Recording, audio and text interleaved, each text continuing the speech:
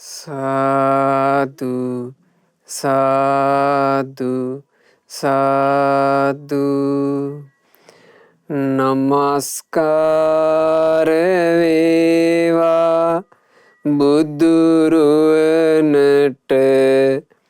සැමදා බුදු හිමි සරණ යමි.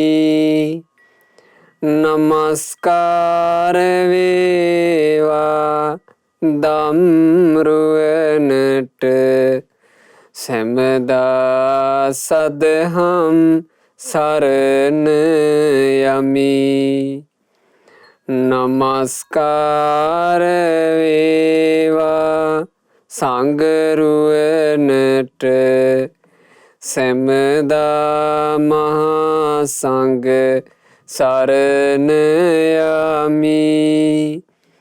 නමස්කාර වේවා තුනුරුවනට සැමදා තිසරණ සරණ යමි.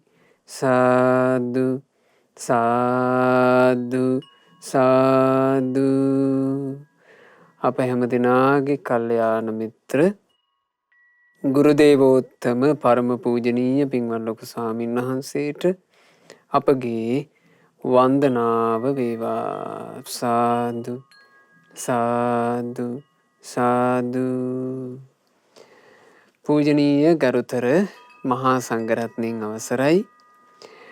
වාසනාවන්ත සැදැහැවත් පින්වතුනේ, මේ සුපින්බර අරුණෝදයේම පින්වතුල්ලා බුදුරජාණන් වහන්සේගේ සොඳුරු සද්ධර්මය ශ්‍රවණය කරන්නටයි මේ සූදානම. තමන්ගේ ජීවිතයට මේ හිමිදිරියේම පින් සිතුවිල්ලක්, දහම් සිතුවිල්ලක්, උදාර සිතුවිල්ලක් ඇති කරගන්න අදහසින් පින්වතුනි, අද ඇති කරගන්නට හිතක් තමන්ම තමන්ට මිත්‍ර වෙනවා කියන හිත. මමම මගේ යාළුවා වෙනවා, මමම මගේ මිත්‍රයා වෙනවා, මමම මගේ හිතවතා වෙනවා කියන අදහස. ගොඩාක් දෙනෙකුට මේක අලුත් වගේ නැතුව ඇති. ඉතින් ඒක එහෙම්මනේ කියලා හිතෙයි. අපි අපිට මිත්‍රයි නොවේ, අපි අපිට හිතවත් නොවේ, අපි අපේ සතුට කැමති නොවේ කියලා. නමුත් ගොඩාක් දෙනෙක් මිත්‍රයි කියලා කිව්වට, හිතවත් කියලා කිව්වට තමන්ට මිත්‍ර වෙන්නේ කොහොමද කියලා දන්නේ. තමන්ට හිතවත් වෙන්නේ කොහොමද කියලා දන්නේ.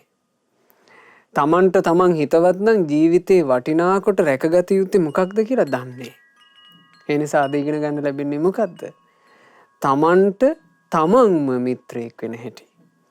ඇති කරගන්න පින්වතුනේ හිතවිල්ලක්, මම මගේම මිත්‍රයා වෙනවා, මම මගේම හිතවතා වෙනවා, මම මගේම හිතසුව පිණිස කටයුතු කරනවා කියන හිත ඇති කරගෙන අපි අද දවසේ ධර්මයට සවන් දෙමු. අද මේ ධර්ම දේශනාව සඳහා දායකත්වයෙන් දරනු ලබන්නේ මේ වෙනකොට දකුණු කොරියාවේ සේවයේ නියුතු පින්වත් WP මිහිරාන් දිල්මික පුතුණුවන් විසින් නොවැම්බර් මාසයේ 12 වන දින අද දවසේ 27 වෙනි ජන්මදිනයේ යෙදෙනවා WP මිහිරාන් දිල්මික පුතුණුවන්ගේ.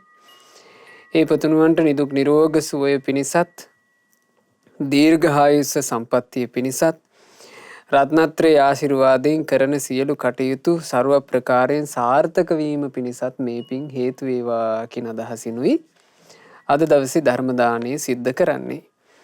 මහා කරුණික බුදුරජාණන් වහන්සේ විසින් ධම්මපදයේ චිත්ත වර්ගයේ ගාථාවලදී වදාළ ලස්සන අර්ථ අපි අද දවසේ ඉගෙන ගන්නවා.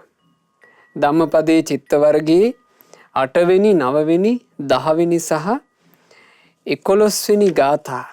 මේ ගාථා මුල් කරගෙනයි අද ධර්මය ඉගෙන ගන්න. මේ ගාථාවල පිංගුතුනේ අසිරිමත් අර්ථයක් තියෙන්නේ.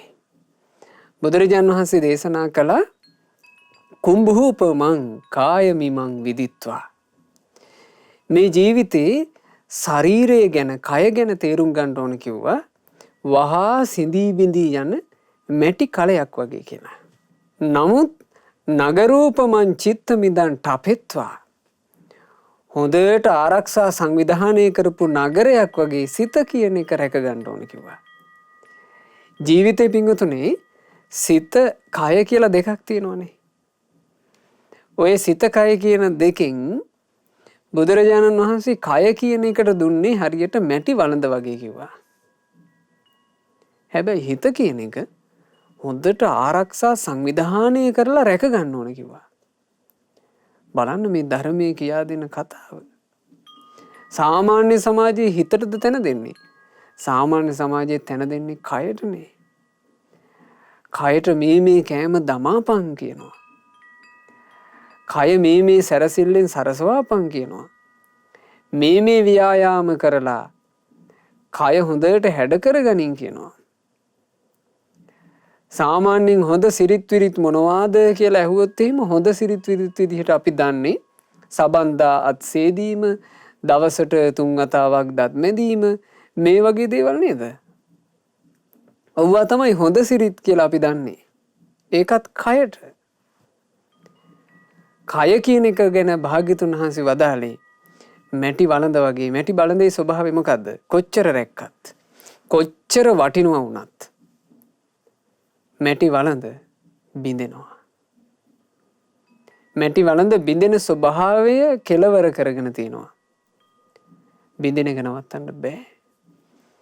සාමාන්‍ය බිඳෙන්නේ නැතුව රකගෙන හිටියත් පිංගුතුනේ මැටිනේ දිරනවා. දිරලා කැඩිලා යනවා. සාමාන්‍ය මැටි භාජන බිම වැටිලා කැඩුන්නේ නැතත් කාලයක් තියෙනකොට දිරනවා. දිරලා කැඩිලා යනවා. ඒ වගේ මේ ජීවිතෙත් සමහරවිට අඩු වයසින්ම මැරිලා යනවා අනතුරු වෙලා. එහෙම නැති වුණත් කාලාන්තරයක් ගියාට පස්සේ දිරලා එහෙම කැඩිලා යනවා. කලේ වගේ. හැබැයි මේ හිත කියන එක කෙනෙක් ආරක්ෂා කරගන්න ඕනේ කිව්වා. හොඳට ආරක්ෂා සංවිධානය කරලා මහා රාජධානි රකින්නේ. හොඳට දිය පවුරු සකස් කරලා හොඳ මේ සේනාවකින් ආරක්ෂා කරලා විශාල දොරවල් දාලා එහෙම රකින්නේ නගර. ආන් එහෙම නගරයක් රකින්නවා වගේ දැන් අද කාලේ ගත්තත් ප්‍රධාන නගර ওই ප්‍රධාන රටවල් වල තියෙන ලොකු රටවල් වල තියෙන ප්‍රධාන නගර මේ රේඩාර් තාක්ෂණ වලින් රකින්නවානේ. ඒවා රකින්නවා හතුරු අනතුරු කිසිවක් නොවෙන්න. විශේෂයෙන් ආරක්ෂා කරන නගරයක් වගේ හිත රකින්න. යෝදේත මාරං පඤ්ඤා බුදේන මාරයත් එක්ක යොදවදින්ට තියෙන්නේ ප්‍රඥාව නම් වූ ආයුධය අරගෙනයි. ජීවිතය තුළ තියෙන්න ඕන ආයුධයක් ප්‍රඥාව කියලා එකක්. ආන්ගේ ප්‍රඥා ආයුධය අතර අරගෙන යුද්ධ කරන්න. ජිතංච රක්කේ අනිවේසනෝ සියා. ඒ යුද්ධයේ ජයගෙන ජයගත් යුද්ධය ඇතුව සැපසෙයින්ට යලින් මේ සංසාරයට නවාතැන් හදන්න නම් එපා. අන්න එහෙමයි බුදුරජාණන් වහන්සේ ඒ ගාථාවේ වදාළේ. බලන්න පිංගුතුනේ තමන්ගේ ජීවිතයට තමන් ආදරෙයි නම් තමන් වඩාත් රැක්ක යුත්තේ මොකද්ද කියලා තේරුම් ගන්න ධර්මය උන නේද? අපි නැත්තම් මම මට ආදරෙයි මං මට හිතවත් කියලා මේ කුණු කය රැක්කාට වැඩක් නෑ. මං මට හිතවත් කියලා මේ කය කොච්චර රැක්කත් ප්‍රයෝජනයක් නෑ. රකින්න ඕනේ කුමක්ද? හිත. හිත රකින්න ඕන. ඊනකට වදාලා අචිරං වත යං කායෝ. මේ ශරීර කූඩුව කියලා කියන්නේ চিරාත් කාලයක් තියෙන එකක් නෙවෙයි. පටවින් අදිසෙස්සති. මේක කාලේ ගෙවිලා යාමින් පොළොවේ වැතිර ගන්නවා.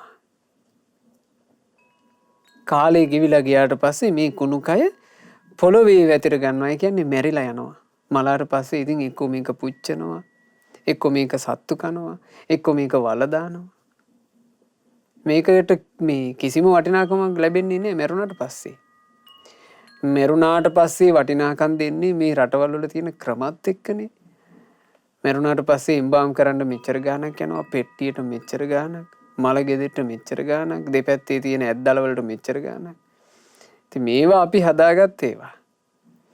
එහෙම ඇද්දල තියාගෙන ඉම්බාම් කරගෙන මේ මිනි අපි මේ අපේ ගෙදර වටිනා වස්තුවක් විදිහට තියාගන්නවද? දවසයි 2යි 3යි ඉක්මනට අරගෙන ගිහිල්ලා මේක කුණු වෙන්න කලින් එක්ක වල දානවා. එක්ක ගිනි තියනවා. මේක පොළොවේ වැතර ගන්නවා. මේක ලෝකේ ලස්සන ස්ත්‍රීන් හිටියා. ලෝක රූ රැජිනලා වෙච්ච ස්ත්‍රීන් හිටියා. මේ ලෝකේ කඩවසම් පුරුෂයෝ හිටියා. ඒ මිනිස්සු මලාට පස්සේ මේ මිනිස්සුන්ගේ ශරීර මේ ලස්සනම ශරීරය අපරාධය කියලා තියාගත්තද? ඔක්කොම ගිනි තියලා දැම්මා. එක්ක වලල්ලා දැම්මා. මේ කුණු කයට කිසි වටිනාකමක් ලැබෙන්නේ නැහැ. මේ කුණු කය চিරාත් කාලයක් තියන්නේත් නැහැ. පොළොවේ වැතර ගන්නවා. චුද්ධ අපේත විඥානෝ නිරත්තංව කලින්ගරං. මේ ශරීරයෙන් හිත කියන එක බැහැර වුණාට පස්සේ හරියට මේක වැඩකට ගන්න බැරි දර කඩක් වගේ. දරලීයකයි මේ කුණු ශරීරයේ වෙනසක් නැහැ. හිත තියනකන් තමයි මේකට යම් වටිනාකමක් තියෙන්නේ. දිසෝ දිසං යං තං කෛරා. ඒ නිසා හොඳට තේරුම් ගන්න ඕන දෙයක් මේ.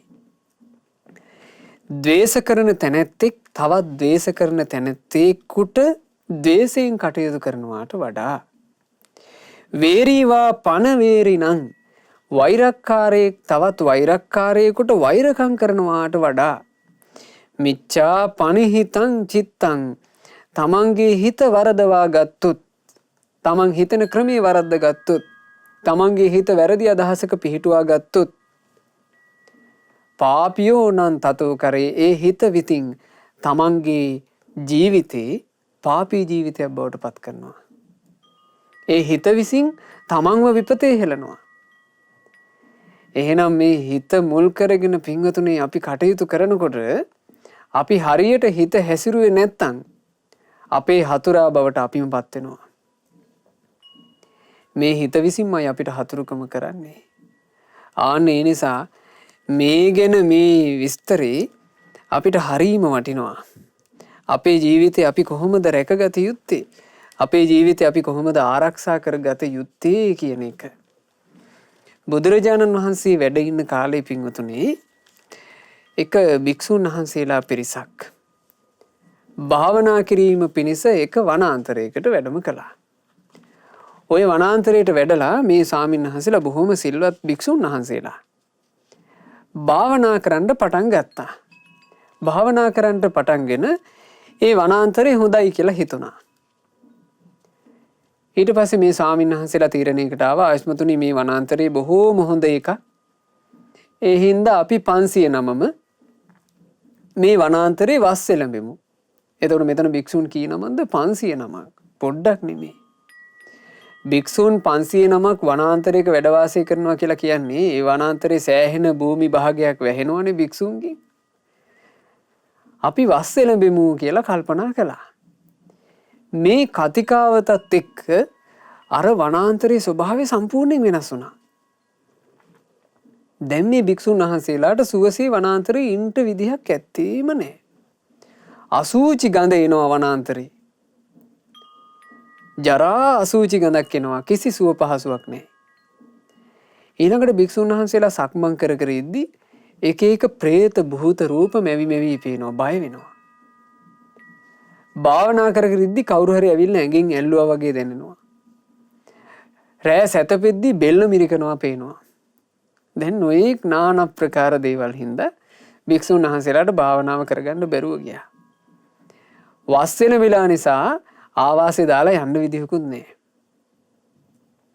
භික්ෂුන් වහන්සේලා හොඳටම පීඩාවටපත් වුණා. පීඩාවටපත් වෙලා ඒ හිතේ තියෙන පීඩාවත් එක්ක වාසය කරනකොට ඇඟත් දුර්වලලා ගියා. බලන්න එහෙම වෙන්නේ නැද්ද කියලා. හිතේ සතුටක් නැත්තම් පින්වතුනි කයත් වැහැරිලා යනවා. ස්වාමීන් වහන්සේලාට දැන් හරියට මුකුත් කරගන්න බෑ. 509ම කතා වුණා. අපි අපිට මේ සිද්ධ වෙච්ච විපත අපේ ශාස්ත්‍රඥ වහන්සේට ගිහින් කියමු. ඒ 509ම බුදුරජාණන් වහන්සේ හොයාගෙන ගියා.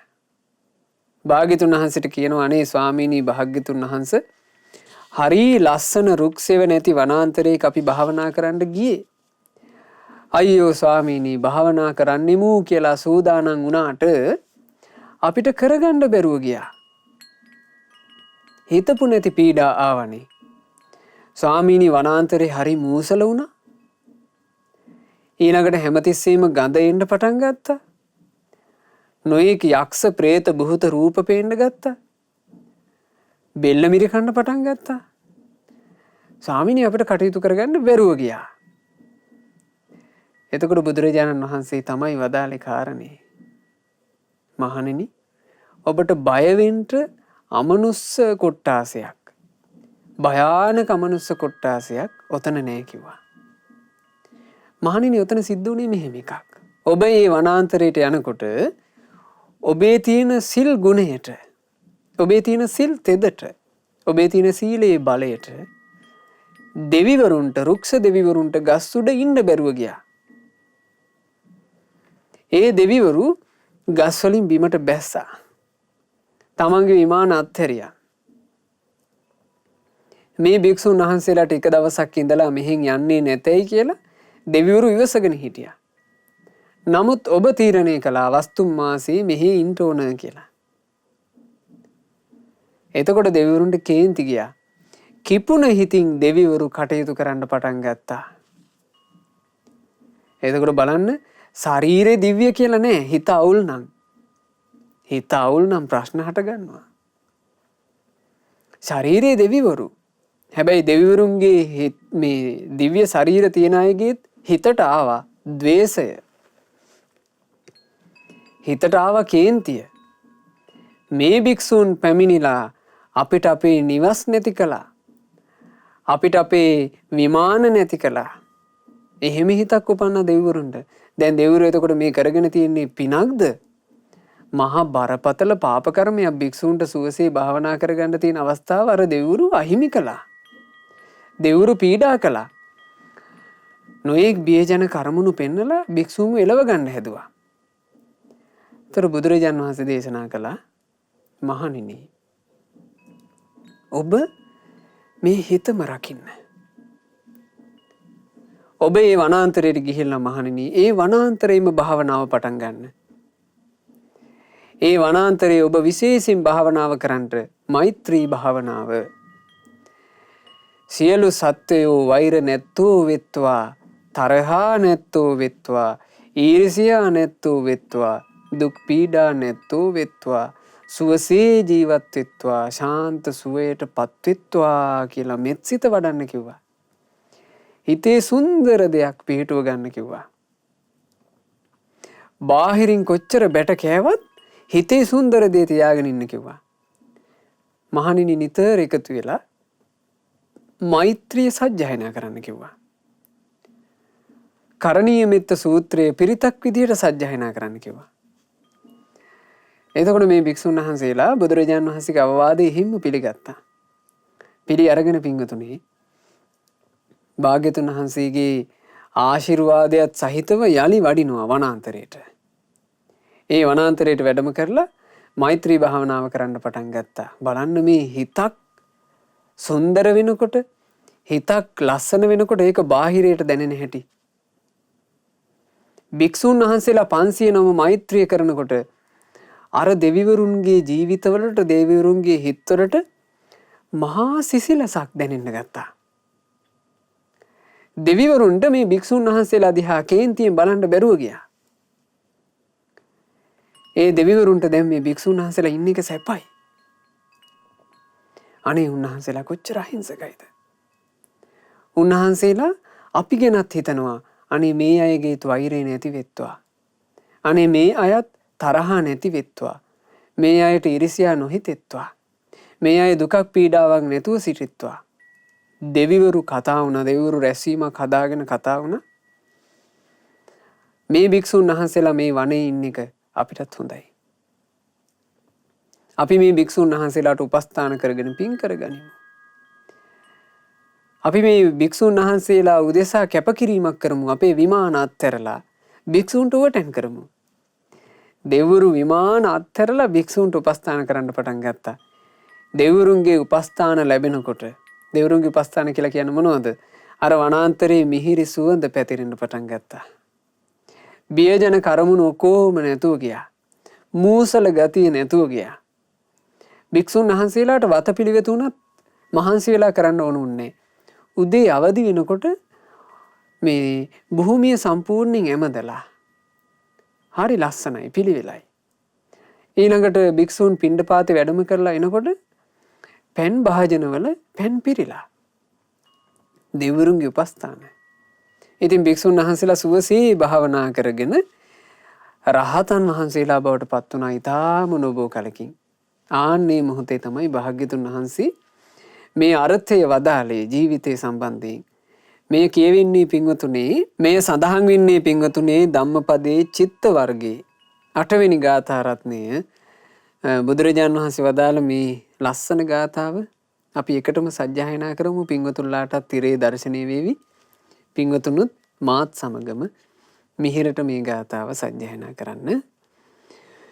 කුම්භූපමං කාය මිමං විදිත්වා නගරූපමං චිත්තමිදං ඨපෙත්වා යෝධේත මාරං පඤ්ඤායුධේන ජිතං චරක්ඛේ අනිවේසනෝසියා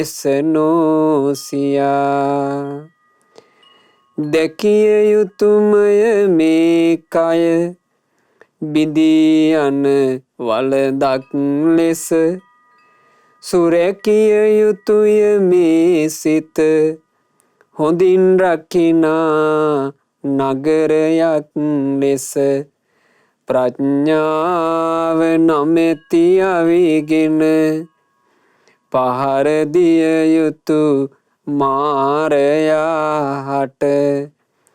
ජයගෙන කෙලෙස් යුද්ධයෙන් නැවත සසරට නොආ යුතුයමය. එහෙමයි බුදුරජාණන් වහන්සේ වදාළේ. මාරයාත් එක්ක යුද වදින්න තියෙන්නේ ප්‍රඥාවෙන්. ප්‍රඥාව කියන එකෙන් තමයි පින්වතුනි ජීවිතේ දිනන්න තියෙන්නේ. ජීවිතේ ජය ගන්න නම් ප්‍රඥාව ඕන. ප්‍රඥාවෙන් තමයි දකින්න තියෙන්නේ කයට වඩා බොහෝසේ වටින්නේ සිතයි කියලා. ප්‍රඥාව නැති මනුස්සයාට සිතට වඩා වටින දේ විදිහට පේන්නේ කයයි. ඒ නිසා ඔහු කායික බැබලීමම බලනවා. කයම ඉස්සරහට කරලා පෙන්නනවා. කයේ වැජවීම ගැනම හිතනවා. ඒ හින්දා නේද මිනිස්සු වැදගත්කම ඔක්කොම වස්ත්‍රයෙන්ම ඉන්නේ. බලන්න මේ සමාජ හිමිකම් නැද්ද කියලා. බාහිරින්ම ඉනවා. කයටම මුල් තැන දෙනවා. හැබැයි ප්‍රඥාව තියෙනවා නම් යම් කෙනෙකුට ඒ ප්‍රඥාව ලැබෙන්නේ කුමකින්ද? බුදුරජුන්ගේ ධර්මයෙන්. ධර්මයේ තුලින් ලැබෙන ප්‍රඥාව යමෙකුට තියෙනවා නම් එයා වඩාත් රැකගත යුත්තේ කුමක්ද කියලා දන්නවා. මේ ශරීරයේ ස්වභාවය මොකක්ද කියලා දන්නවා. හිතරක ගත්තේ නැත්තම් වෙන හානිය දන්නවා. ඒ හානිය දැනගෙන රැකිය යුතු දේ ඒ කෙනා රකින්නවා. මේ ශරීරය කොච්චර රැක්කත් පින්වතුනි මේ ශරීරය රැක ගැනීම කියලා කියන එක බොහොම తాවකාලික එකක්. ශරීරයේ ස්වභාවය මෙන්න මේක. අච්චිරං වතයං කායෝ පඨවින් අධිසෙස්සති චුද්ධෝ අපේත විඤ්ඤානෝ නිරත්තං ව කලින්ගරං සුළු කලකින්ම මේ කය පොළොවේහි වැතිරගන්නේ බැහැර වී විඤ්ඤාණය මරණයට පත්වන්නේ එවිට කුණුවන මේ කය කිසිවකට නොගත හැකි ලෙස දිරාගිය දර කඩක්සේ පොළොවේහි දිරා යන්නේ. බුදුරජාණන් වහන්සේ වදාලා එක කල්පයක් ඇතුලේ එක සත්වයෙක් මෙරි මෙරි උපදිනකොට එයාගේ ඇටසැකිල්ල ඒ ජීවිතේ ලැබෙන ශරීරයේ ඇටසැකිල්ල දිරන්නේ නැතුව තිබුණොත් වේපුල්ල පර්වතයට වඩා විශාල පර්වතයක් හැදෙනවා කියලා. ඒ තරම් ජීවිතවල උපදිනවා පින්වතුනි. ඒ තරම් ජීවිතවල කුණු කයක් ලැබෙනවා. ලැබෙන කයට අපි හැම ජීවිතයකම ආදරය කර කර ඉන්නේ නැති. ලැබෙන කයටම ආසා කර කර ඉන්නේ නැති. අපිට මේ ජීවිතේ ලැබිලා තියෙනවනේ යම් කයක් මීට වඩා ගොඩාක් ලස්සන රූප අපිට ලැබිලා ඇති. මොකද ඒක අවස්ථාවක බුදුරජාණන් වහන්සේ ආනන්ද තෙරුන් වහන්සේත් එක්ක පිණ්ඩපාතේ වඩිනකොට පාර හරහට කඩිරැලක් ගමන් කරමින් හිටියා. බුදුරජාණන් වහන්සේ ඔය කඩිරැල පෙන්නලා කියනවා ආනන්දය මේ කඩිරැලේ එකදු කඩියෙක් නෑ සක්විති රජෙක් නොවුණු. මේ ඔක්කොම කඩි ටික සක්විති රජවරු වෙලා තියෙනවා. සක්විති රජවරු වෙලා දෙතිස් මහා පුරුෂ ලක්ෂණ ඇතුව හිටපු අය මෙන්න කඩි වෙලා සංසාරේ. එතකොට පින්වතුනි අපි මේ ජීවිතවල අපි ලබලා නැතුවද ලස්සන ශරීර ලස්සන ශරීර ඔක්කොම වියකී ගියා. ඒවා ඔක්කොම අතීතයට ගියා. ඒ ඔක්කොම දිරලා ගියා. දර දිරලා යනවා වගේ මේ ශරීර දිරලා ගියා. පොළොවට පස් වෙලා ගියා. අපිට බැරි වෙච්ච දෙයක් තියෙනවා හිත හදාගන්න. ආරක්ෂා සංවිධානය කරලා නගරයක් රකින්නවා වගේ හිත රැක ගන්න බැරුව ගියා. ඒ නිසා රැක්ක යුත්තේ සිතමයි. හොඳට හිත රකින්න. හිතින් නරක හිතවිලි හිතන්න එපා. හිත ඇතුලේ ලාමක දෙයක් පවතින්න දෙන්න එපා. මොකද පින්වතුනි හැම එකකටම හිත මුලට එනවා. අපි යම් අකුසලයක යෙදෙන්න පෙර ඒ අකුසලයේ වෙනුවෙන් මුලින්ම උපදින්නේ හිත. හිත උපන්නාට පස්සේ ඒ අනුව හිතන්න ගත්තොත් අපි මනසින් සිතින් පව කරනවා. ලාමක හිතක් උපන්නට පස්සේ ඒ අනුව වචන කතා කරොත් අපි වචනයෙන් පව කරනවා. ලාමක හිතක් උපන්නට පස්සේ ඒ අනුව කය ක්‍රියා කළොත් අපි කයින් පව කරනවා. එනිසා මුලින්ම රැකගන්න අවස්ථාවක් තියෙනවා හිත රැකගත්තොත්. හිතේ ආරක්ෂාව කියලා කියන්නේ ප්‍රධාන එකක්. හිත හරියට ආරක්ෂා කරගත්තේ නැත්නම් අපිට හතුරා වෙන්නේ කවුද? ආරක්ෂා නොකළ හිත. බලන්න බුදුරජුන් වදාළ විදිහ. දිසෝ දිසං යං තං කෛරා වේරීවා පනවේරිනං මිච්ඡා පනිහිතං චිත්තං පාපියෝ නං තතෝ කරේ. සොරෙක් තව සොරෙකුට අනතුරු කරන විලසට වෛර කරනා කෙනෙකුට වෛරයෙන් පහර දෙන ලෙස නොමගටම යොදවාගෙන පිහිටුවා ගත් විට සිත ඒ පවිටු සිත මුල් වී පවිටෙකු බවට පත් කරන්නේ. පවිටෙක් වෙන්නේ ඒ විදිහට. ඔය ගාථාව බුදුරජාණන් වහන්සේ දේශනා කළේ ඒ කාලේ හිටපු නන්ද කියලා ගොපල්ලෙක් මුල් කරගෙන. ඔය නන්ද කියන ගොපල්ලා පින්වතුනි බුදුරජාණන් වහන්සේ ගැන ගොඩාක් පැහැදුනා. පැහැදිලා බුදුරජාණන් වහන්සේට දානයකට ආරාධනා කළා. භාග්‍යතුන් වහන්සේ නන්ද ගොපල්ලාගේ නිවසේ දන් වළඳලා දානින් පස්සේ භුක්තානුමෝදනා ධර්ම දේශනාව කළා. ඒ දේශනාව අහගෙන ඉන්නකොට නන්ද ගොපල්ලාට ප්‍රඥාව උපන්නා. කොමක්ද උපන්නේ? ප්‍රඥාව. ප්‍රඥාව ඇති වුණා. නන්ද ගොපල්ලා සෝතාපන්න ඵලය සාක්ෂාත් කළා. ඔහු සෝවන් වුණාට පස්සේ බුදුරජාණන් වහන්සේ දානේ වළඳලා ඉවර වෙලා විහාරයට වැඩම කරනකොට නන්ද ගොපල්ලාත් භාග්‍යතුන් වහන්සේත් එක්ක පිටිපස්සෙන්ම විහාරෙටම ආවා. ඇවිල්ලා බුදුරජාණන් වහන්සේට වන්දනාමාන කරලා ආයිමත් ගෙදර යන්න පිටත් වුණා. අතරමඟදී නන්ද ගෝපල්ලාගේ හතුරෙක් ඒ නන්ද ගෝපල්ලාව ඝාතනය කළා. දැන් ඔන්න ආරංචි ගියා හැමතැනම මේ අද බුදුරජාණන් වහන්සේට දම් පූජා කරපු අර නන්ද ගෝපල්ලා අනේ මැරිලලුව. ඔන්න ආරංචි ගියා. ආරංචිය යනකොට ඉතින් භික්ෂුන් වහන්සේලාත් කතා කරන්න පටන් ගත්තා ඒ ගැන. අනේ පව්. සාමාන්‍යයෙන් අපි කියනෝ නේද? තව කාට හරි අනතුරක් වුණාම අපි කියනෝ නේද? අනේ ඒ අය පව්. ඇයි අනේ ඒ අයට එහෙම උනේ? අපි එහෙම කියන්නේ නැන්ද? අන්න ඒ වගේ. ඒ වගේ මේ කාලේ භික්ෂුන් කතා වුණා අයියෝ නන්ද ගෝපල්ලා පව්. එයාගේ ජීවිතේ එහෙම එකපාර නැති වෙයි කියලා කවුද හිතුවේ? ඔහොම කතා වුණා. ඒ කතා වෙනකොට භාග්‍යතුන් වහන්සේ වැඩම කරලා නන්ද ගෝපල්ලාගේ ජීවිතය ගැන කිව්වේ මහණෙනි. කෙනෙක් පව්කාරයෙක් බවට පත් වෙන්නේ ওই ක්‍රමයට නෙමෙයි. කෙනෙක්ගේ ජීවිතේ පවිටු වෙන්නේ හිත වරද්දාගෙන හිටියොත්. හිත වැරදුනොත් එයා පවිටෙක් බවට පත් වෙනවා.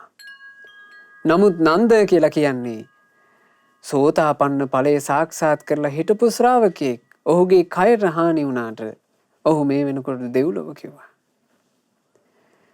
අන්න බලන්න හිත රැකගත්තොත් අපේ ජීවිතයට තියෙන ආශිර්වාදේ. වෛරක්කාරයෙකුට පුළුවන් පින්වතුනේ මේ ශරීරයට හානියක් කරන්න. හතුරෙකුට පුළුවන් මේ ශරීරයට හානියක් කරන්න. හිතට හානි කරන්න බෑ. හිතට හානි කරගන්නේ බාහිර කවුරුත් නෙමෙයි. අපි විසින්මයි. අපි විසින්මයි අපේ හිතට හානි කරගන්නේ. තවත් කෙනෙක් උදෙසා අපි කේන්ති ගන්නවා නම් තේරුම් ගන්න. අපි අපිටම හානි කරගන්නවා. තව කෙනෙක්ගේ දියුණුව දැකලා iriසියා හිතෙනවා නම් තේරුම් ගන්න. අපිටම හානි කරගන්නවා.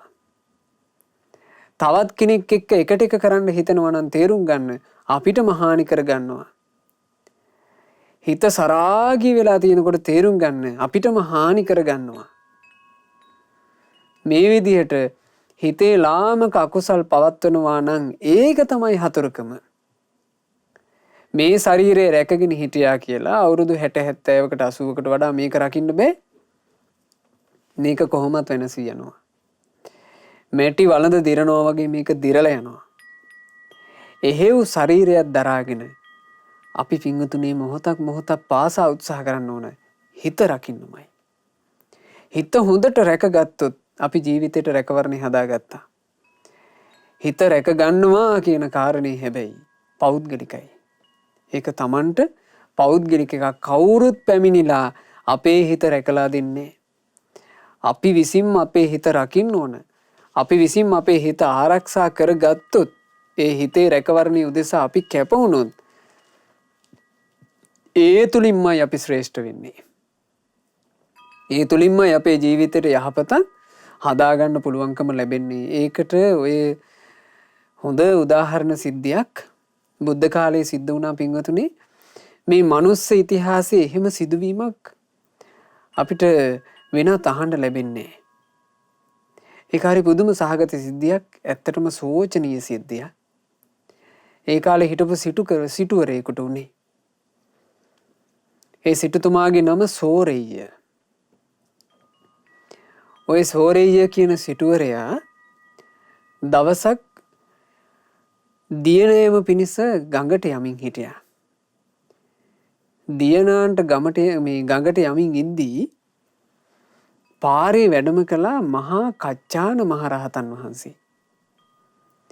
මහා කච්චාන මහරහතන් වහන්සේ කියලා කියන්නේ හරීම ලස්සනයි. කච්චායන කියලා කිව්වේ ඇඟ රත්තරන් පාට නිසා. ඇඟ සම්පූර්ණයෙන්ම රත්තරන් කාංචන පැහැ. පුදුමාකාර ලස්සනක් මහා කච්චාන මහරහතන් වහන්සේට තිබුණේ. මේ සෝරෙය්‍ය සිටුවරයාට මහා කච්චාන මහරහතන් වහන්සේ දකිනකොට හරි ලාමක හිතක් උපන්නා. වෙන කාටවත් නොහිතන විදිහේ අමුතු හිතවිල්ල මේ සෝරෙය්‍ය සිටුවරයාට හිතුණනේ. ඔහුට කල්පනාවක් එනවා. අපේ පුදුම ලස්සනක්. මේ වගේ ලස්සනක් මගේ බිරිඳට තිබ්බනම්.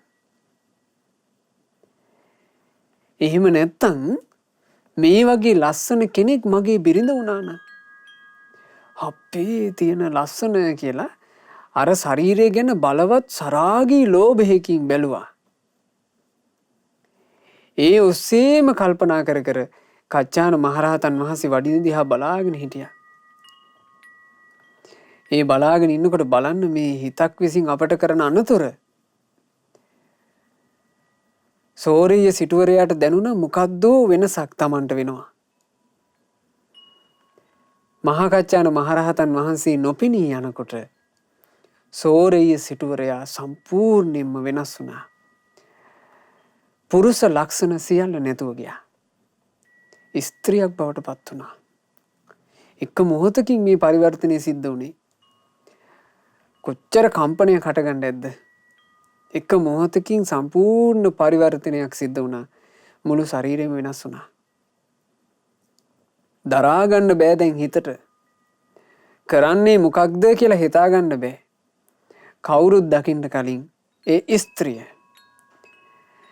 ස්ත්‍රිය කවුරුත් දකින්න කලින් හිමීට වස්ත්‍රයකින් ඇඟ වහගෙන ඔළුවත් වහගෙන ඒ ප්‍රදේශය දාලා ගියා. දැන් ඒ මැරෙනකන් කොහේ හරි ජීවත් වෙනවා කියලා හිතාගෙන ඉන්නේ. එහෙම ඉන්නකොට එක පුරුෂයෙකුට ඇයව දකින්න ලැබුණා. දකින්න ලැබිලා ඇය පිළිබඳ හිතක් කොපන්නා. ඇයට යෝජනාවක් ගෙනවුවා. එතකොට මේ සෝරිය සිටු දුව දැන් ඒ කාන්තාවක් නේ. මේ සෝරිය කියන කාන්තාව දැන් කල්පනා කළා මට වෙච්චි දේ කවුරුත් දන්නේ නැහැ. මේ ස්ත්‍රී රුවෙන් මාව අඳුරන කිසි කෙනෙක් ඇත්තේත් නැහැ. ඒ නිසා මටත් යන්න කලදසාවක් තියෙන්න එපේ. ඒ නිසා මොහොත් එක්ක විවාහ වෙන්න ඕන. විවාහ වුණා. විවාහ වෙච්චි මේ දෙන්නාගේ ජීවිතේ හරි ලස්සනට කාලයක් ගත වුණා. මේ විවාහ වෙච්ච පුරුෂයා බොහොම හොඳ කෙනෙක්. ඔහු නිසා මේ කාන්තාව දරුවන් දෙදෙනෙකුත් බිහි කළා. දැන් මේ සෝරේ සිටුවරයාගේ කතා පුවතේ තියෙනවා පුරුෂයෙක් විදිහට ඉන්නකොට ඒ ජීවිතෙත් දරුවෝ දෙන්නෙක් හිටියා කියනවා. කාන්තාවක් බවට පත් වෙලා ඒ විවාහ ජීවිතේමුත් දරුවෝ දෙන්නෙක් හම්බ වුණා. බලන්න පිංගුතුනි මේ ඉතිහාසයේ වෙලා තියෙන දේවල්. මේ හිතක පාලනයට අපි හිතුවිලි හිතනකොට හිත පාලනය කරගන්න මේ කතා ප්‍රවෘත්තින් හති වටිනවා. ඔහේ අපි අකුසල් හිතුවිලි හිතනවනේ. අකුසල් හිතුවිල්ලකින් අපේ හිතට කොච්චර හානියක් සිද්ධ වෙනවාද කියලා කියන එක තේරුම් ගන්න මේ වගේ කතා ප්‍රවෘත්තින් හරි වටිනවා. අකුසල් හිතුවිල්ලක් හිතන වෙලාවට අපිට කොච්චර හානි සිද්ධ වෙනවද? හිතන්න පිංගුතුනේ අපේ ශරීරයට අහිතකර දෙයක් අපි දිගින් දිගට කරොත් අපේ ශරීරය ලෙඩ වෙන්නේ නැද්ද? ලෙඩ වෙලා යනවා අපිට පේනවා. මේ ශරීරේ ප්‍රකට නිසා. අපි එක දිගට සිගරට් බිව්වොත් අපේ මේ ශරීරයේ අවයව වලට හානි වෙනවා පේනවා. අපි එක දිගට මත්පැන් බිව්වොත් ශරීරයට හානි වෙනවා පේනවා. ශරීරයට අහිතකර දේ ගොඩාක් කරනකොට ශරීරයට වෙන හානිය පෙවුනාට හිතට අහිතකර දෙයකින් හිතට වෙන හානිය අපිට පේන්නේ නැහනේ. හිතට හානි වෙනවා කියලා දකින්න තියෙන්නේම ශ්‍රද්ධාවෙන්. දරු දෙන්නෙක් ඉන්න දැන් අර සෝරෙය්‍ය කියන කාන්තාව දවසක් තනියම ඉන්නකොට ඇයට මතක් වුණා අනේ තමන්ගේ ජීවිතේට වෙච්ච දේ. ඇයට ඇඬුණා. ඇය ඉකිග ගහ අඬ ඉන්නකොට ඇය ළඟට අර පුරුෂයා ආවා. තමන්ගේ ස්වාමි පුරුෂයා ඇවිල්ලා මගේ ඔළුව අත ගාලා කිව්වා සුන්දරී ඔයා මොකෝ මේ අඬන්නේ? එතකොට ඇය කිව්වා නෑ මොකුත් නෑ කිව්වා. සුන්දරී මං ඔයාගේ ස්වාමි පුරුෂයා. ඔයාගේ හිතේ තියෙන ඕන දුකක් ඔයාට පුළුවන් මට කියන්න. ඒ නිසා සුන්දරී මොනවා කිව්වත් මම වැරදියට හිතන්නේ. ඔයා මට කියන්න කිව්වා. එතකොට මේ කාන්තාව බොහොම වේදනාවෙන් මෙච්චර කාලයක් හදවතේ තෙරපාගෙන හිටපු ඒ සිද්ධිය කිව්වා. තමන් මෙහෙම ලස්සන රූපයක් තියෙන භික්ෂුවක් දැකලා ඒ භික්ෂුව සම්බන්ධයෙන් ලාමක හිතක් හිතපු නිසා තමන්ගේ පුරුෂ භාවය නැතුව ගියා. සම්පූර්ණයෙන් ස්ත්‍රියක් වුණා කියන මේ කතාව. එතකොට මේ පුරුෂයා බොහෝම හිත හොඳ මිනිසෙක්. හරීම කම්පාවටපත් වුණා පින්වතුනි. ඔහුට ඒ කාන්තාවගේ දුක තමන්ගේම දුකක් වුණා. ඔහු හැම තැනම හෙව්වා. ඊටාම ලස්සන රූපයක් තියෙන භික්ෂුවක්. එහෙම හොයනකොට ඔහුට දවසක් මහා කච්චාන මහරහතන් වහන්සේව හමු වුණා. හමු වෙච්ච ගමන් කල්පනා කළා එකත් එකටම මේ භික්ෂුව නිසා වෙන්නේ නැති මගේ බිරිඳට අර වගේ සිදුවීමකට මුහුණ දෙන්න සිද්ධ වුණේ. තමන්ගේ බිරිඳට ගිහින් කිව්වා කියලා මේ ස්වාමීන් වහන්සේ ළඟට මහා කච්චාන මහරහතන් වහන්සේ ළඟට ඇයව එකතු කරන් ආවා. එකතු කරන් ආපුවම ඇයට වාව ගන්න බැරි තරම් වේදනයි. ඇය හඬා වැළපුණා. හඬා කිව්වා නේ ස්වාමීනි ඔබ වහන්සේ මුල් කරගෙන මෙහෙම හිතලා මට මේ නැස්පැත්තිය උනේ. මහා කච්චාන මහරහතන් වහන්සේගේ හදවතේ බලවත් අනුකම්පාවක් හටගත්තා. ඒ පින්වතුනේ රහතුන් කොයිතරම් අහිංසක හදවත් තියෙන උත්තමයෝද? තමන් වහන්සේ දන්නේවත් නෑ මෙහෙම එකක් වෙලා කියලා. මහා කච්චාන මහරහතන් වහන්සේ ඒ කාන්තාවට සෙත් පෙතුවා. මම ඔබට සමාව දෙනවා. මම ඔබට සමාව දෙනවා. ඔබ සුවපත් වේවා කියලා සෙත් පතනකොට ඇයට තේරුණා තමන්ගේ ශරීරයට මොකක්ද විපර්යාසයක් සිද්ධ වෙන බව. මහා කච්චාන මහරහතන් වහන්සේගෙන් සමාව අරගෙන වන්දනා කරලා නැගිටිනකොට ස්ත්‍රී භාවය සම්පූර්ණයෙන් වෙනස් වුණා. පුරුෂයෙක් බවට පත් වුණා.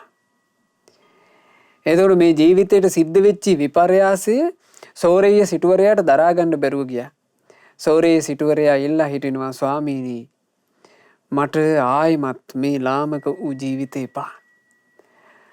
ඔබ වහන්සේලා ජීවිත සනසවා ගත්තේ යම් පැවිද්දකින් නම් යම් ධර්මයකින් නම් මට පැවිදි වෙලා ඒ ධර්මයේ හැසිරෙන්න ඕන. ස්වාමීනි මාව පැවිදි කරගන්නට කියලා ආයෙ වැඳ වැටුණා. ඉතින් මහා කච්චාන මහරහතන් වහන්සේ භාග්‍යතුන් වහන්සේ සමීපයට එකතු කරගෙන ගිහිල්ලා සෝරෙය්‍ය සිටුවරයාට ගෞතම සාසනයේ පැවිද්ද ලබා දුන්නා. ඒ සෝරෙය්‍ය තෙරුන් නොබෝ කලකින්ම සියලු කෙලෙස් නසා රහතන් වහන්සේ නම බවට පත් වුණා. තමන් වහන්සේගේ ජීවිතේ සම්පූර්ණයෙන් සැපයට පත් කරගත්තා. අරහත්ත්වයට පත් වෙලා දැන් රහතන් වහන්සේ වැඩ ඉන්නවා. කවුරුත් දන්නේ නැහැ මේ රහත් කියලා. භික්ෂුන් වහන්සේලා මේ සෝරෙය්‍ය තෙරුන්ගේ කතා ප්‍රවෘත්තිය දන්න නිසා සෝරෙය්‍ය තෙරුන් වහන්සේගෙන් අහනවා මෙහෙම. ආයිස්මතුනි ඔබ ස්ත්‍රියකුත් වෙලා හිටපු කෙනෙක් පුරුෂයෙකුත් වෙලා හිටපු කෙනෙක්. ඔබ පුරුෂයෙක් විදිහට ඉන්නකොට දරු දෙන්නෙක්ගේ තාත්තා කෙනෙක්.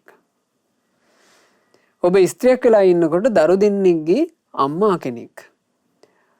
ඔය දරුවන්ගෙන් ඔබ වැඩිපුරම ආදරේ කොයි දරුවන්ටද? අනේ එතකොට අරහත්ත්වයට පත් වෙන්න කලින් සෝරෙය්‍ය තෙරුන් වහන්සේ මේ භික්ෂූන්ට කියනවා ආයස්මතුනි මම ගොඩාක් ආදරේ මං අම්මා කෙනෙක් විදිහට මට ලැබිච්ච දරුවන්ටයි. එහෙම කියනවා. නමුත් අරහත්ත්වයට පත් වුණාට පස්සේ සෝරෙය්‍ය මහරහතන් වහන්සේ දීපු උත්තරේ තමයි ආයස්මතුනි කිසිම දරුවෙක් ගැන මට දැන් එහෙම හැඟීමක් නැහැ. එතකොට භික්ෂුන් වහන්සේලා භාග්‍යතුන් වහන්සේ ඉදිරියේ ගිහින් කියා හිටියා ස්වාමීනි භාග්‍යතුන් වහන්සේ අපේ සෝරෙය්‍ය තෙරණුව අරහත්ත්වේ ප්‍රකාශ කරනවා වගේ දැන් කිසි ඇල්මක් නැහැ කියනවා. බුදුරජාන් වහන්සේ ආන්නේ විලාවේ සෝරෙය්‍ය කියන උතුම් මහරහතන් වහන්සේ මුල් කරගෙන ධම්මපදයේ චිත්ත වර්ගයට අයත් අවසාන ගාථා රත්නය වන මේන මේ ඊටාම සුන්දර ගාථාව දේශනා කොට වදාලා.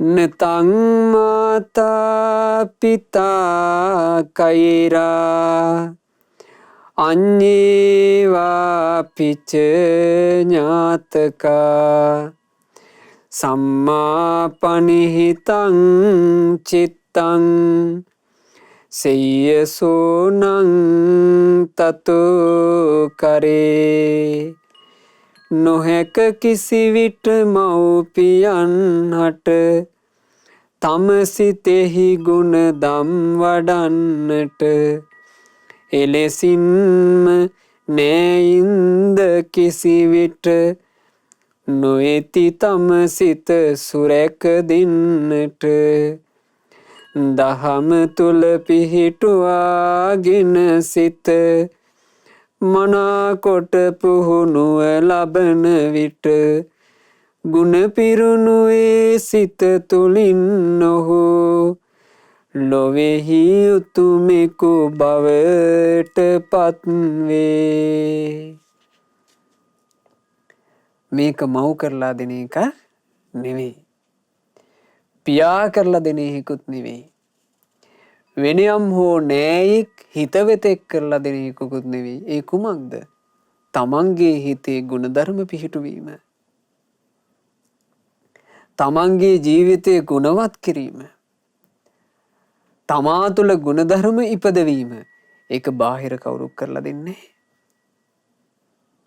ඒක කරගන්න ඕනේ කවරෙක් විසින්ද? තමා විසින්ම කරන්න ඕනේ. හැබැයි තමන් මහන්සි වෙලා තමන්ගේ හිත රැකගත්තොත්, තමන්ගේ හිතේ ගුණධර්ම පිහිටුවා ගන්න මහන්සි ගත්තොත්, තමන්ගේ හිත ලාමක භාවයට පත් වෙන්න නොදී රැකගත්තොත්, ඒ තුලින්මයි තමන්ගේ ජීවිතේ ශ්‍රේෂ්ඨත්වයේ කරා යන්නේ. එහෙමනම් තේරුම් ගන්නට බාහිර මිත්‍රයෝ නෑ. අපේ ජීවිතේ රැකලා දෙන්න බාහිර හිතවතුන් නෑ. බාහිරින් අපිට ඉන්න එකම එක මිත්‍රයා කල්යාණ මිත්‍රයා පමණි. කල්යාණ මිත්‍රයා විතරයි අපිට රැකවරණය පිණිස ඉන්නේ බාහිරින්. ඒ කල්යාණ මිත්‍රයා කියලා කියන්නේ බුදුරජාණන් වහන්සේගේ ධර්මයේ කියා දෙන කෙනා. කල්යාණ මිත්‍රයාටත් පුළුවන්නේ අපේ ජීවිතේ මේ විදිහට රැකගත යුතුයි කියලා දෙන්න විතරයි. රැකගත යුත්තේ කවුද? තමා විසින්මයි. තමන්මයි රකින්න ඕනේ. ඒ නිසා පින්වතුනි හොඳට මේක තේරුම් ගන්න. තේරුම් අරගෙන බුදුරජාණන් වහන්සේගේ ධර්මය ඉගෙන ගන්න ලැබිච්ච මේ ජීවිතේ පුළුවන් තරම් තමන්ගේ අභ්‍යන්තරේ ගුණ ධර්ම පිහිටුව ගන්න මහන්සි ගන්න. තමන්ගේ අභ්‍යන්තරේ ලස්සන කරගන්න මහන්සි ගන්න. ඔබට ඔබේ ජීවිතය දිහා බලනකොට හිතින් හිතන දේවල් වල ඔබ හිතන්නේ ලස්සන දේවල්ම නම් ඔබට කොච්චර සතුටක්ද? ඔබ කතා කරන වචන ලෝකේ අරුබුද හැදෙන්නේ නැති වචන නම් ඔබට ඒක කොච්චර සැනසෙල්ලක්ද? ඔබ මේ ලෝකයව බොරුවෙන් රවට්ටන්නේ නැත්තම්, කේලමෙන් මේ ලෝකයව අවුලවන්නේ නැත්තම්, පරුස වචන කියා මිනිසුන්ගේ හිත් පාරවන්නේ නැත්තම්, හිස් වචන කියා මිනිසුන්ගේ කාලේ අපතේ දාන්නේ නැත්තම් ඔබ කතා කරන වචන ගැන ඔබට සතුටු වෙන්න බැරිද? ඒ නිසා වචන හිම හදාගන්න. කායික ක්‍රියාව හදාගන්න. ප්‍රාණඝාතයෙන් තොර, සොරකමින් තොර, සල්ලාලකම් වලින් තොර, ඊළඟට මත්පැන් මත්ද්‍රව්‍ය පාවිච්චි කරලා පිස්සෙක් වගේ හැසිරීමෙන් තොර එහෙම ජීවිතයක් හදාගන්න. ඊළඟට හිත ඇතුලේ පුළුවන් තරම් ලස්සන ගුණධර්ම පිහිටුව ගන්න. මෛත්‍රිය, කරුණාව, මුදිතාව, උපේක්ෂාව, කෙලෙහි ගුණ දන්නා බව, මේ වගේ ලස්සන ගුණ ඒවා පිහිටුවාගෙන ලස්සන ජීවිතයක් උපදව ගන්න. ඒ ලස්සන ජීවිතය උපදව ගැනීම සම්බන්ධයෙන් මෙහෙම තේරුම් ගන්න. බාහිරින් කවුරුත් අපේ ගුණධර්ම උපදලා දෙන්නේ. අපි විසින්මයි අපේ ගුණධර්ම උපදවා ගත යුත්තේ. අපි විසින්මයි අපිව රැකගත යුත්තේ. අපිමයි අපිට මිත්‍රයා බවට පත් විය යුත්තේ. අපි එහෙම කටයුතු කළොත් අපිටම අපේ ජීවිතයේ යහපත හදාගන්න පුළුවන්. ඉතින් හැම දිනාට අපි සෑම සියලු දෙනාට ගෞතම සාසනය මුණ ගැහිච්ච මේ ජීවිතේ ගෞතම සසුන මුල් කරගෙන ජීවිතයට පිහිටක්, පිළිසරණක්, රැකවරණයක් හදාගන්න වාසනාව ලැබෙත්වා. සාදු සාදු සාදු. අප විසින් රැස් කළා වූ සියලුම පුණ්‍ය ධර්මයන් සක්දෙවිඳුන්, සතරවරම් දෙවිවරුන්, සෙම්පති දෙවියන් ප්‍රධාන සියලු දෙවියෝ පහන් සිත් ඇතිව අනුමෝදන් වෙත්වා. අපගේ ඉෂ්ඨකාමී හිතකාමී සියලු දෙවියෝද පින් අනුමෝදන් වෙත්වා. පින් අනුමෝදන් වන දෙවිවරු දිව්‍ය සැපයෙන් දිව්‍ය ආශ්චර්යයෙන් වැඩෙත්වා දෙවියන්ගේ නිරන්තර ආශිර්වාදයත් රැකවරණයත් අප හැම දිනාට දෙවියෝ නුවඩුවම සලසා දෙත්වා දෙවියෝද සංසාර දුකින් අත මිදෙත්වා සාදු සාදු සාදු. රැස් කළ සියලු පුණ්‍ය ධර්මයන් අපගේ ගුරු දේවෝත්තම කල්යාණ මිත්‍ර පරම පූජනීය පින්වත් ලොකු ස්වාමින් වහන්සේට අනුමෝදන්ව ගුරුදේවයන් වහන්සේ නිදුක් වෙත්වා නිරෝග වෙත්වා දීර්ඝායුෂ සම්පන්නියම ලබත්වා ගෞතම සාසනය තුල උතුම් වූ චතුරාර්ය සත්‍ය ධර්මය පරිපූර්ණ වශයෙන්ම අවබෝධ කරගන්නට වාසනාව ලැබෙත්වා සාදු සාදු සාදු. රැස් කර ගන්නට යෙදුනා වූ සියලු පුණ්‍ය ධර්මයන්ගේ ආශිර්වාදය රත්නත්‍රයේ ආශිර්වාදය සියලු දෙවි දේවතාවුන් වහන්සේලාගේ ආශිර්වාදය අද දවසේ ධර්ම දේශනාව සඳහා දායකත්වයෙන් දරනු ලබන ධර්ම දානමය පින්කම සිදු කරන මේ වෙනකොට දකුණු කොරියාවේ සේවයේ නියුතු අද දවසේ 27 වන ජන්මදිනය සමරන පින්වත් WP මිහිරාන් දිල්මික පුතුණුවන්ට සැලසී නිදුක් නිරෝග සුවපත් භාවයේ ලැබෙත්වා දීර්ඝායුෂ සම්පන්නිය ලැබෙත්වා තෙරුවන් සරණින් සියලු දෙවියන්ගේ රැකවරණින් කිසියම් කරදරයකින් බාධාවකින් තොරව ඒ තමන් විදේශගතව සිදු කරන රැකී රක්ෂා කටයුතු සුවසේම සිදු කර ගන්නට අවකාශ ලැබෙත්වා ජීවිතයට සියලු යහපත සියලු සෞභාග්‍ය උදා වෙත්වා කල්යාණ මිත්‍ර සත්පුරුෂයෝම ඇසුරු කරන්නට ලැබෙත්වා අසත්පුරුෂ ආශ්‍රයයට අසත්පුරුෂයන්ගේ ක්‍රියාකාරකම් වලට කිසි කලෙකත් ගොදුරු නොවෙත්වා බුදුරජාණන් වහන්සේගේ සරණ ලැබූ ශ්‍රාවකෙක් වශයෙන් මේ සම්බුද්ධ ශාසනයේ පිහිට පිළිසරණ හදා ගන්නට වාසනාව ලැබෙත්වා කියලා අපි ආශිර්වාද කරනවා සෙත් ප්‍රාර්ථනා කරනවා. රැස් කර ගන්නට යෙදුණු සියලුම පුණ්‍ය ධර්මයන් නොවැම්බර් මාසයේ 14 වන දිනට මිය පරලොව ගොස් අවුරුදු 3ක් සපිරෙන පින්වත් SR ඩොන් හෙන්ද්‍රික් සීයාට සහ හීන්හාමි ආච්චීට පැන්ටිස් සීයාට ඩාවින් සිඤ්ඤෝ සීයාට රම්බණ්ඩා සීයාට ඇඩලින් ආච්චීට මෙනිනෝනා ආච්චි අම්මාට මේ සියලුම පුණ්‍ය ධර්මයන් අනුමෝදන් වෙත්වා නමින් මිය ගියා වූ සියලු ඥාති හිත මිත්‍රාදීන්ට පින් අනුමෝදන්ව ඒ අයගේ පරලෝ ජීවිතයේ සැපයෙන් සැපයටම පත්වෙත්වා මේ දුක්ඛිත සංසාර ගමනින් ඊතා ඉක්මනින්ම නිදහස් වෙන්න වාසනාව ලැබෙත්වා කියන අදහසින් පින්පෙත් අනුමෝදනා සිදු කරන්න. නොවැම්බර් මාසයේ 9 වන දින උපන්දිනයේ සැමරූ පින්වත් තරිඳු මදුෂාන් විජේනායක පුතාට මේ සියලු පුණ්‍ය ධර්මයන්ගේ ආශිර්වාදයේ සැලසිලා සියලු සිත ශාන්තිය මුදා වේවා. සුජීවත්ව සිටින ගුණවතී මෑණියන්ට සිරිපාල පියාණන්ට රමණි මල්කාන්ති මෑණියන්ට රම්‍ය දාස පියාණන්ට ප්‍රේමවතී ආච්චීට රුවන් සම්පත් සහෝදරයාට රුවනි කෞශල්‍යා සහෝදරියට එරංගා හංසනී සහෝදරියට ශෙහාන් හේෂර සහෝදරයාට රමික් සකුන්ත සහෝදරයාට නෙළුම් පුෂ්පිකා සහෝදරිය ඔදෙව් හිමංස පුතණුවන් යන මේ සෑම සියලු දෙනාට මේ සියලුම පුණ්‍ය ධර්මයන් අනුමෝදන් වෙත්වා පිනේ ආශිර්වාද සැලසෙත්වා. ධර්ම දානය සිදු කරන WP මිහිරාන් දිල්මික පුතණුවන් ප්‍රධාන කොට පවුලේ සෑම සියලු දෙනාට සියලු පුණ්‍ය ධර්මයන්ගේ ආශිර්වාදයෙන් තෙරුවන් සරණින් සියලු දෙවි රැකවරණයෙන් සියලු යහපත සියලු අභිවෘද්ධිය සැලසේවා. ජීවිතේ කරන කියන රැකී රක්ෂා ආදිය අධ්‍යාපන කටයුතු ආදිය මේ ආදී සෑම සියලු දේ ਸਰව ප්‍රකාරයෙන්ම සාර්ථක වේවා දියුණුවටමපත් වේවා. තමන්ගේ ජීවිතයට තවදුරටත් කල්යාණ මිත්‍ර ඇසුරේ සුවසේ පින් කරගන්නටත් සුවසේම ගුණධම් දියුණු කරගන්නටත් සුවසේම ධර්මයේ හැසිරෙන්නටත් අවකාශ සැදෙස්වා. ධර්ම දානයේ සිදු කළා වූ පින්වතුන්ලා හැම දිනාටත් ශ්‍රද්ධා මාසික ධර්ම දාන සමාජික පින්වතුන්ලා සියලු දෙනාටත් ශ්‍රද්ධා කාර්ය මණ්ඩලයේ සැමටත් ධර්මයේ ශ්‍රවණය කරපු සුපින්වත් ඔබ හැම දිනාටත් ගෞතම සාසනය තුලම චතුරාර්ය සත්‍ය ධර්මය අවබෝධ කරන්න වාසනාව ලැබෙත්වා. හැම දිනාටම තෙරුවන් සරණයි. නමෝ බුද්ධාය. මෙවැනි වටිනා ධර්ම දේශනා ශ්‍රවණය කිරීමට ශ්‍රද්ධා ඩේලි YouTube චැනලය සබ්ස්ක්‍රයිබ් කරන්න.